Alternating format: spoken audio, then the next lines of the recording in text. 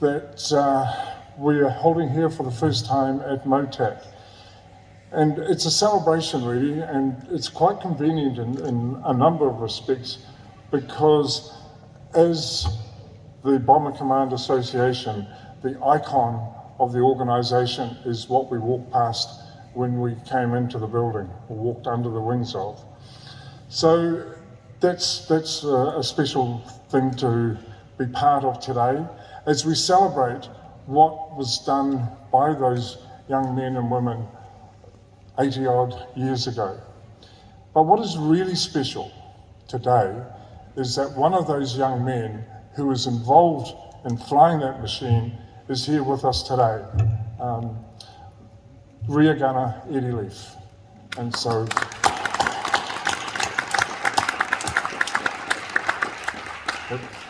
that's a very special, makes this a very special day. Unfortunately, his younger colleague, flight engineer Harry Camish, was intending to be here today, but wasn't able to be, and he actually celebrated his 99th birthday on Friday. So it's a shame that he wasn't able to be here with us today. So those were some of the people who were responsible after the service that they provided to us 80 years ago to help restore and provide that wonderful emblem that stands at the front of this hall. So you've hopefully all got a copy of the program for today, and I'll just briefly run through that. I will shortly call on our President, Bruce Hibbard, to address us. That will be followed by the reflection, which will be led by Chaplain Ant Halls. And then we will be addressed by Wing Commander Glenn Donaldson and Officer Cadet Isabel Burr. And the final address, as that part of the service, will be from the Mayor of Auckland, Phil Goff.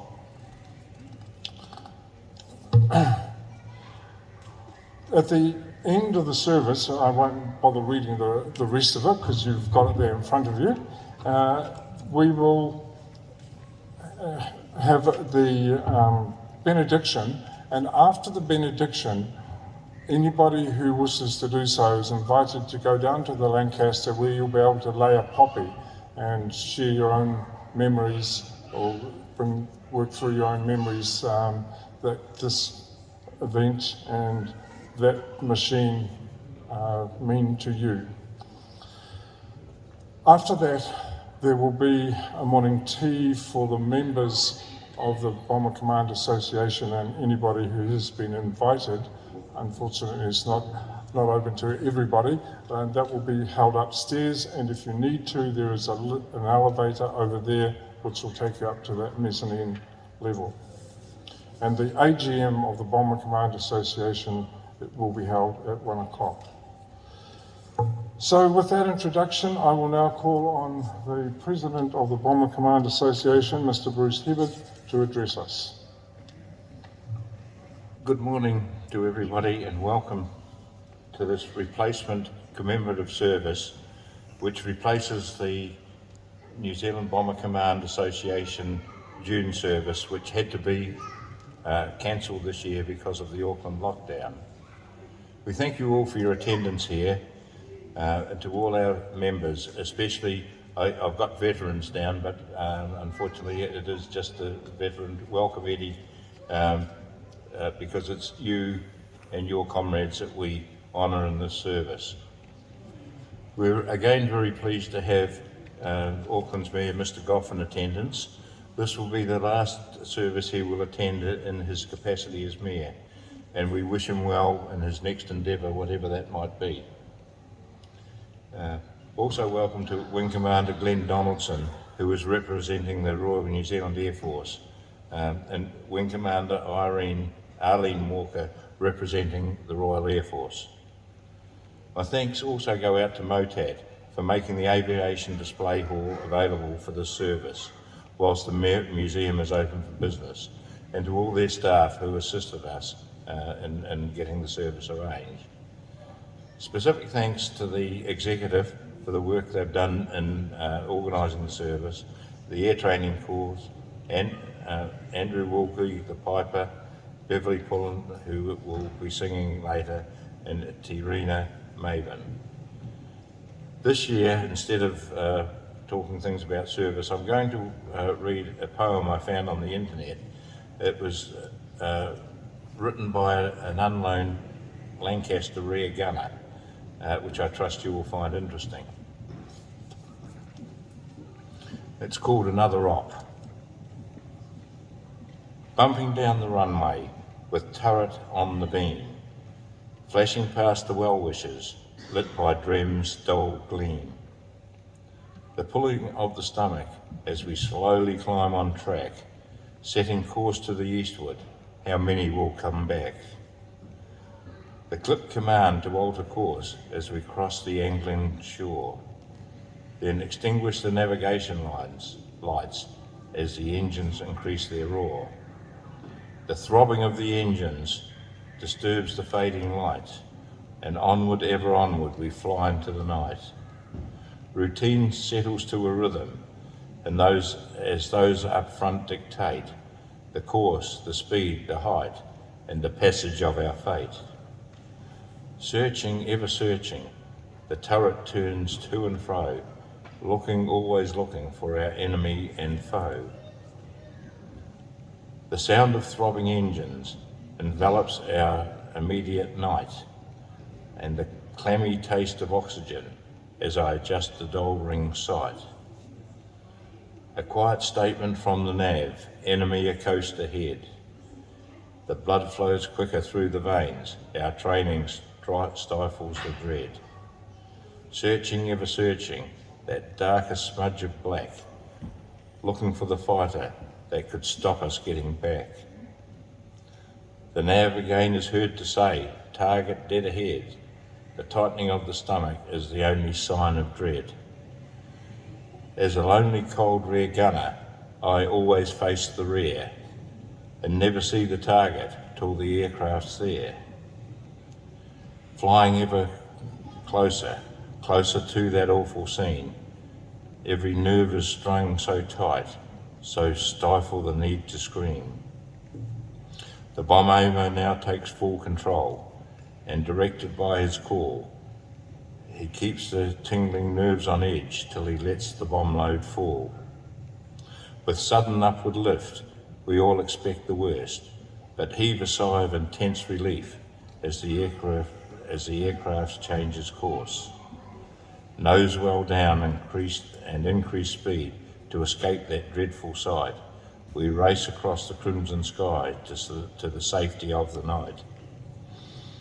All those up front now search the sky for the fighter that lurks in the dark, while at last I see the target fires where we have left our mark. The kite is at last cloaked by night, as my vigil I keep, feeling relief that I'm still alive and the strong desire to sleep.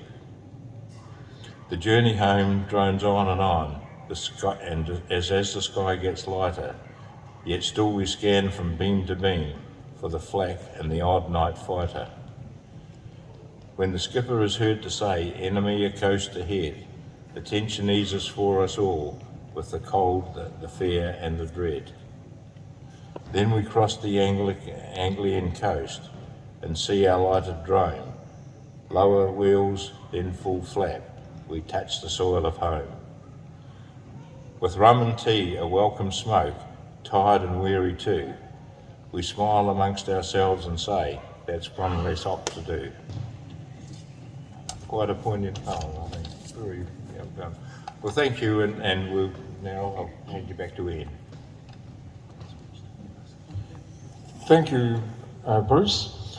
I'll now call on Chaplain Ant Halls, retired, who is the Bomber Command Association chaplain, to lead us in the reflection.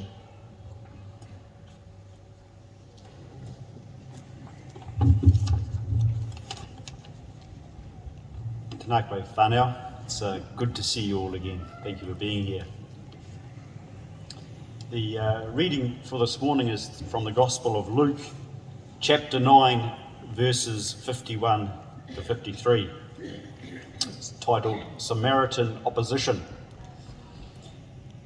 As the time approached for him to be taken up to heaven, Jesus resolutely set out for Jerusalem. And he sent messengers on ahead who went into a Samaritan village to get things ready for him. But the people there did not welcome him because he was headed for Jerusalem. Perhaps a bit of a slightly strange passage for our reflection this morning. Many of us, of course, grew up knowing the story of Christ, how his mission was to travel to Jerusalem and there to suffer and eventually be crucified. He took God's wrath or displeasure for a wayward world on himself, a divine sacrifice, some say. And I'd begun thinking about today's commemoration whilst thinking too about that reading. I thought how hard life must have been for Jesus. He knew what was in store for him. He knew what was ahead, yet he pressed on with his mission. And then, of course, I thought of a Lancaster crew, or a Bomber Command crew indeed. What about them? Night after night, facing potential death and destruction. Let me just give you a couple of very clear, simple statistics. Of the 125,000 men who served in Bomber Command in World War II, over 55,000 were killed and another 8,400 wounded. So that's approximately half of all men in Bomber Command were either killed or wounded, with the majority of those being killed. In Lancasters, by 1943, only 1 in 40 airmen were expected to survive through a second tour that consisted of 30 operations, giving them a worse survival rate than the men in the trenches in World War I. Isn't that staggering? A Lancaster had 7 crew. Each had a vital yet dangerous job. The bomb aimer, for example, he was in the very lowest, the very tip of the aircraft. Not only did he release the bombs at the right time, man machine guns, he had to sit and watch while all the enemy's anti-aircraft fire made its slow but relentless way directly toward him. How would have that felt night after night? Or indeed, Tail End Charlie. He had to watch as the night fighters moved around and then spotted and turned and zeroed in on them. The Tail End Charlie had the least chance of survival of all the crew. Their pigeonhole was so small that they couldn't even wear a parachute. It was stored outside their compartment. Human nature is indeed an amazing thing. Our ability to face overwhelming odds, stress, and yet continue to live seeming normal lives is nothing less than amazing. Some of you have lived under such conditions, and many more have seen others go through such straits. Active Lancaster crew, of course, lived such lives on another level again. Imagine taking off night after night, knowing that the next day, if you made it back, you'd be sitting down to lunch and there'd be gaps where your chums used to sit, knowing that very likely they died an incredibly painful death. And yet, those same men lived lives of amazing good humour and normality. They lived their lives in such a way that left those around them in complete awe. And so this morning, we remember those men. We pay our respect to their absolute courage and resoluteness. We thank God for their lives and their example. And perhaps we can pause and consider our own circumstances. When we are facing those difficult times, can we emulate those men of Bomber Command who lived daily under such unbearable stress and yet resolved to do their job without doubt or waver? Can we too keep our eye on the mission and live in steady determination? Thank you.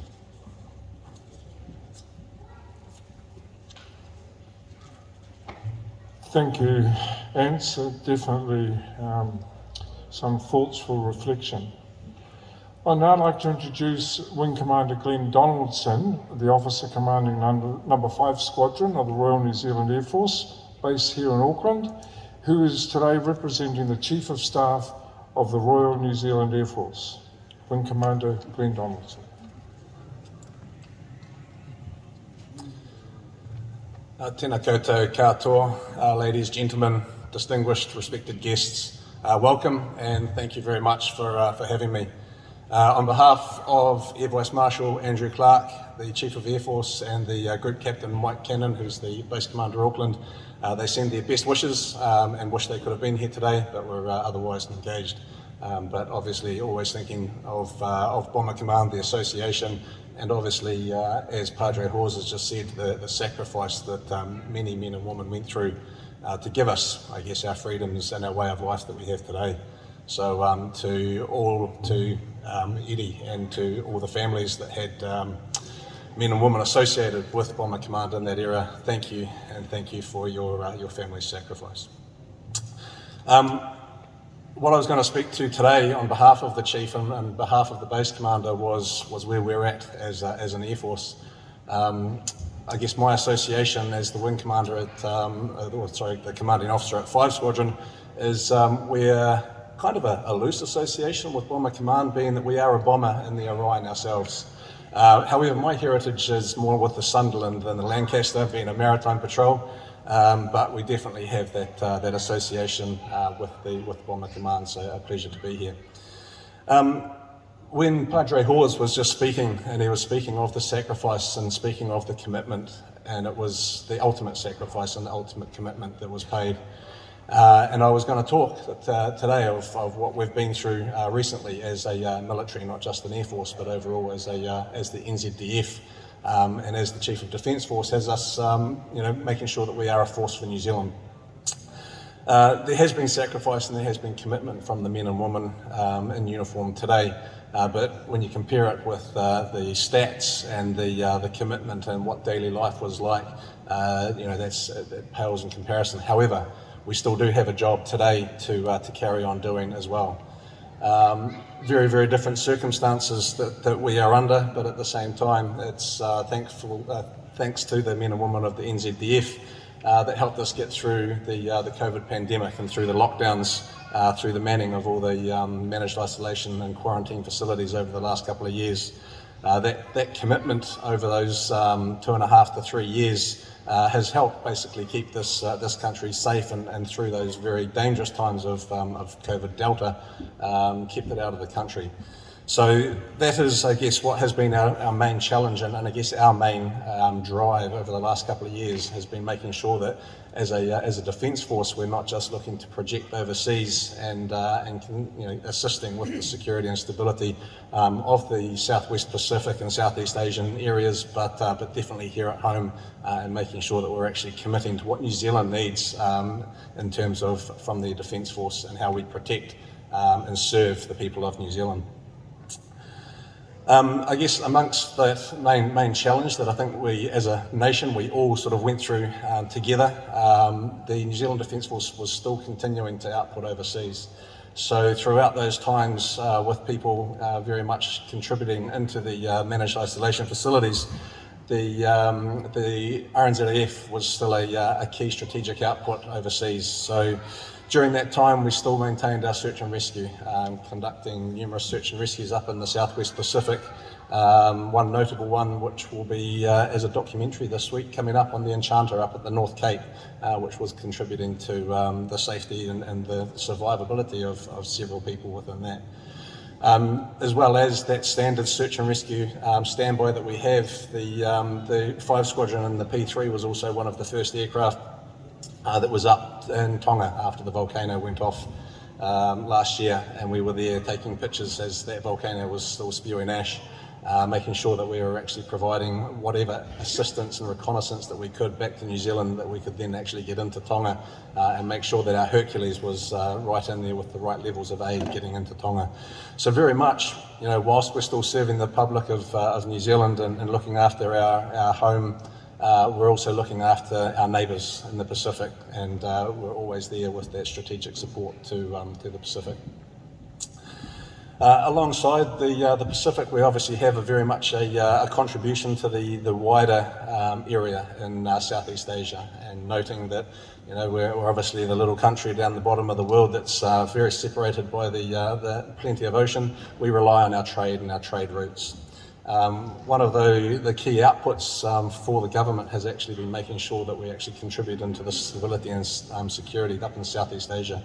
And I think, as we've sort of seen, especially over this last 12 months, there's definitely been increasing tensions within this region, not just in Southeast Asia, but pushing into the Pacific as well. So this is actually becoming very much a focus for the New Zealand Defence Force, and how we actually contribute to making sure that we are looking after the security of our backyard and our neighbourhood.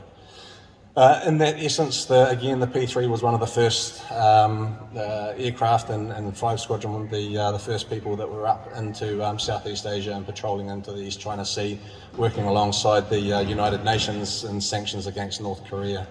So this is all under that cloud of COVID, where we're operating in isolation, very much operating in crew bubbles and isolated from one another, and still making sure that we're actually performing on an international stage, and again, always as a small country trying to put our best foot forward in terms of helping out on the world stage and doing our part for that stability and security, and making sure that we are actually following that rules-based order on a global stage.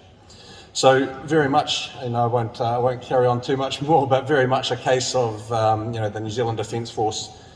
We stepped up and we served back in World War II when we were asked. We had many members that were part of the Bomber Command and the not just Bomber Command but Fighter Command, all contributing to that global stage.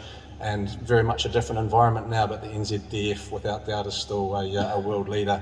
And for a small country with a small footprint, we certainly leave a very big mark and continue to do so.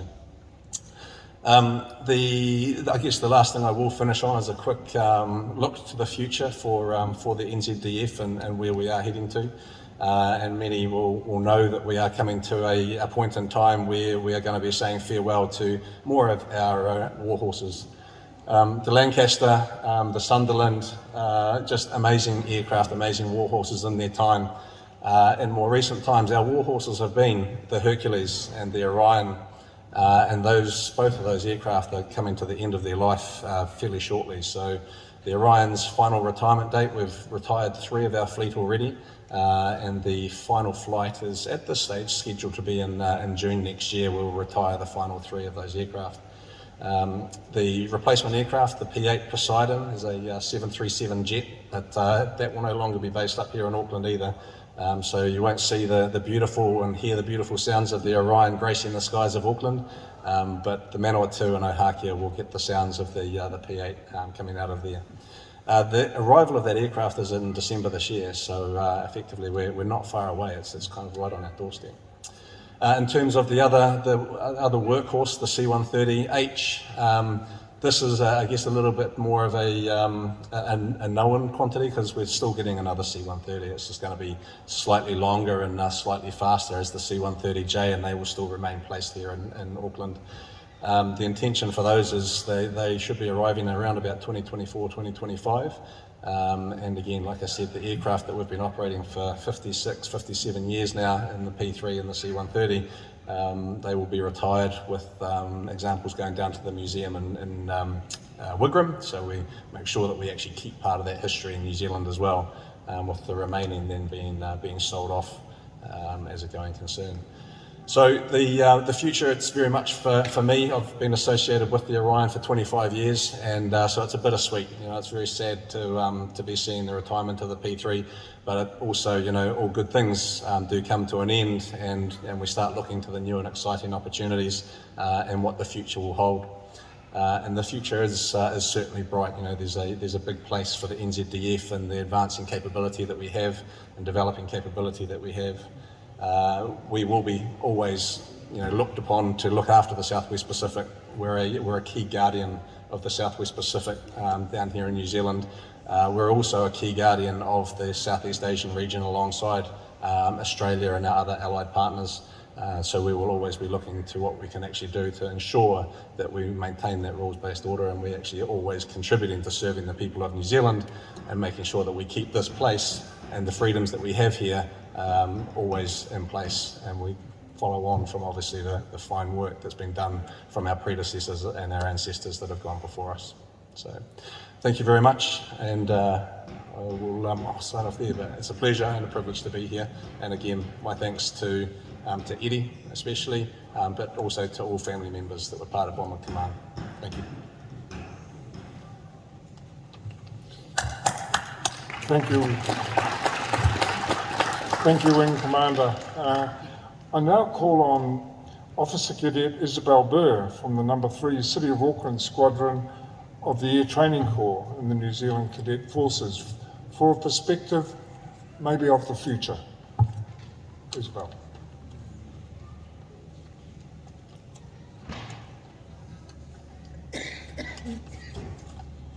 Good morning, everyone. I'd like to thank the Bomber Command Association for inviting me to speak today on a little bit on behalf of how the youth of today kind of view those young men back 80 years ago who were flying in the bombers.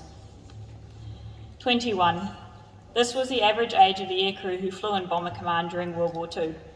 Most were aged 19 to 25, and the youngest known member to be killed was Flight Sergeant Edward James Wright, aged 16, when he died on board his Lancaster on the 30th of April 1945. I'm currently 20 years old, 4 years older than Flight Sergeant Wright, and well within the age range to be flying bombers above France and Germany. When I look at the ages of these young men and compare them to myself, I wonder how on earth they did it. At 20, you have so much left of life left to experience, and so little understanding of war. It's hard to imagine giving up your dreams to spend your nights in a cramped metal tube with bullets and flak ripping holes into the fuselage as you hope the next piece doesn't embed itself in you. I'd like to talk to you all today about a young officer, Wing Commander David Holford, DSO, DFC. Wing Commander Holford joined the RAF aged 17 in 1938. By March 1940, he was flying Wellington bombers, and in June he was captaining his own aircraft. Aged 19, he had already flown 21 missions for Bomber Command and received the Distinguished Flying Cross. Most 19-year-olds now are entering their second year of university. Wing Commander Holford rose quickly through the ranks. He was promoted to Flight Lieutenant and assigned to 103 Squadron, flying 29 operations with them on Wellingtons. One of the operations was during the Channel Dash in February 1942. A daylight attack against 2 fleeing German battleships. For his actions that day, he was promoted to squadron leader and awarded the Distinguished Service Order. He was the same age as I am now. 1 year later, in February 1943, he was promoted to Wing Commander. Only 4 days before his 22nd birthday.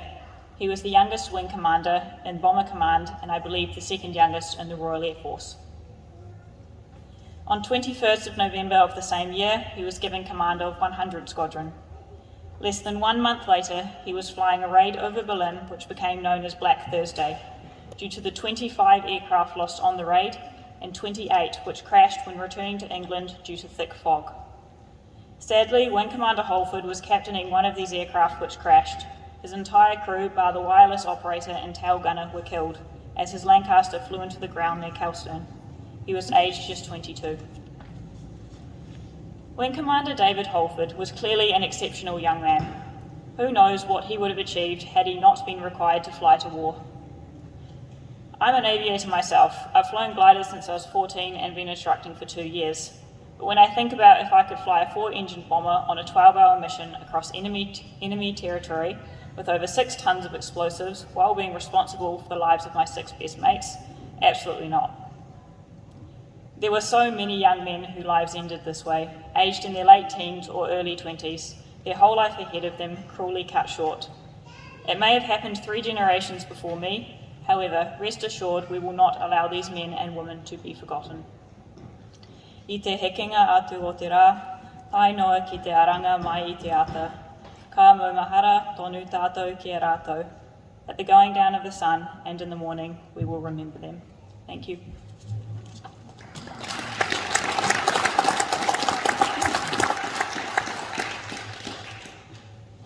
I now call on the Mayor of Auckland, Mr. Phil Goff, to address us. Inga mana, inga reo, e ro rangatira mā, tēnā koutou, tēnā tātou katoa, nā mate, haere, haere, haere atu rā. Can I acknowledge everyone here today and acknowledge those who have passed on, and today I guess our minds are on those who passed on in the service of their country in Bomber Command. And I am of a lucky generation. I've never had to go to war. That was not true of my father's generation, and he and 2 of his brothers served in the RNZAF, and his younger brother John was killed while flying on a Ventura bomber off the coast of Guadalcanal, aged just 19. And Isabel, I think that's a year younger than you, and I share with you the sentiments that you have expressed today. Can I first of all acknowledge Bruce Hibbard and Ian Barron and members of the Bomber Command Association, because I want to thank you for honouring and keeping alive the memory of those who served us so well, albeit 80 years ago. Our world would be a different place today if it were not for their sacrifice. Can I acknowledge also Wing Commander Glenn Donaldson, and acknowledging our serving members of our New Zealand Defence Force and our RNZAF.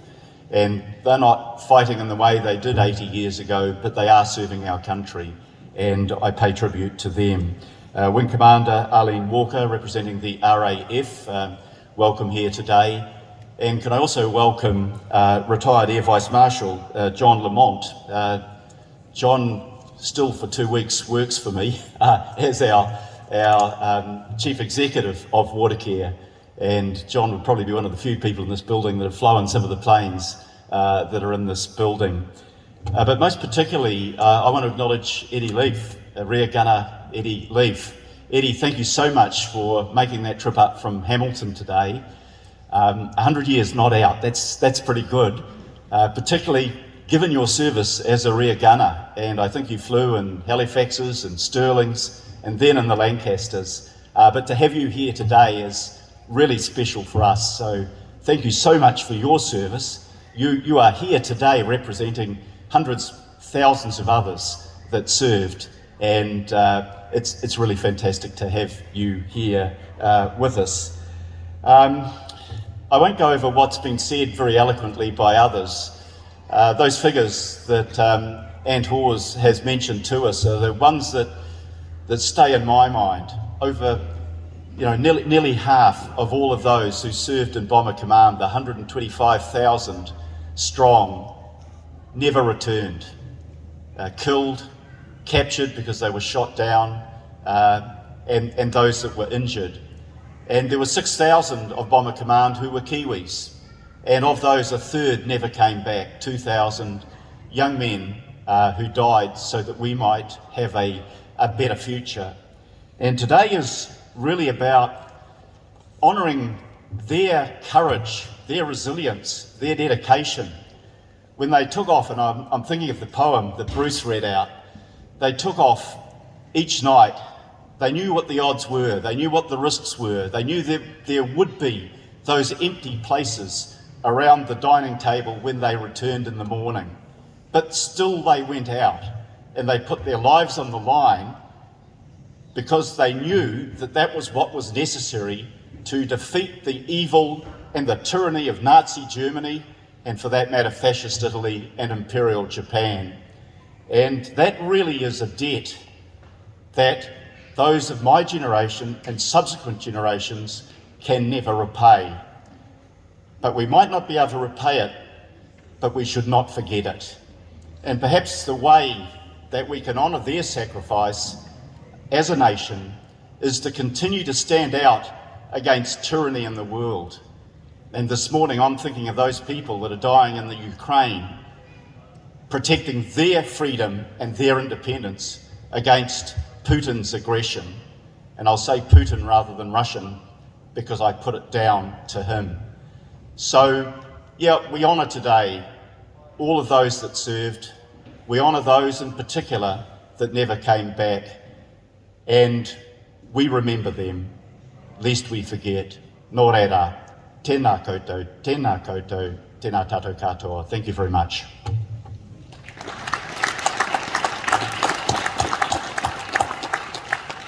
Thank you for that, and I would totally endorse that sentiment that the remembrance and the acknowledgement we make for what was done 80 years ago, the best way we can represent that is to ensure that everything we do and the way we live our lives today is set so that future generations will not ever have to make that sacrifice again. So as we leave today, please remember that. I now call on